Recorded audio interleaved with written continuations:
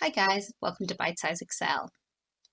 In this video we're going to take a quick look at the flash fill command within Excel and how you can use it to quickly separate out or fill data in.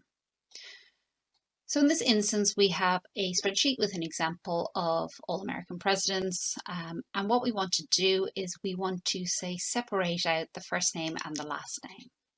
So I'm just going to insert a couple of columns here. Now, to use flash fill, what you need to start doing is filling in some data to give flash fill some information to work with. So we're going to, for our first few cells, fill in some basic information. Now, that should probably be enough. So what we do is we select our first value and go down to the end of our list. And up here on the Home tab, in the editing group, we click this little drop down on fill and we can click on flash fill. And what it will do is it will look up, it will analyze your worksheet, look up where you've got your George and your John from, and will fill in the rest of the data on this basis. So in this instance, it's taking the first name from this column. You can do the same thing on the surname and flash fill.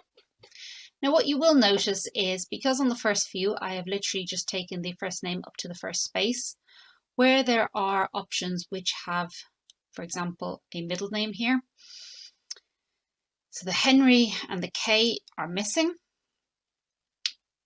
We can actually fix this. So if you find the first instance where this happens,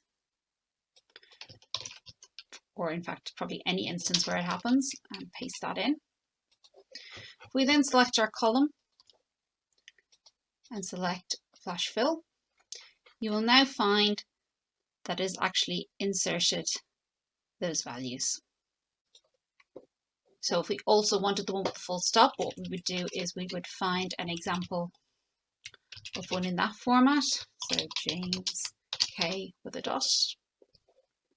And once again, we're going to come back and select. Oh, I've left some data in here. So coming back, selecting our whole column and selecting flash fill, you'll now find that the little full stop appears. So that's just a quick introduction on the flash fill command within Excel. There are plenty of instances where this might be useful.